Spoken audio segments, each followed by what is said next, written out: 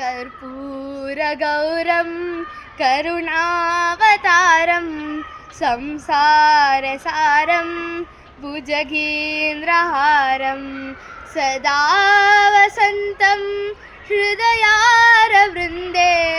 भवं भवानी सहितं नमामि।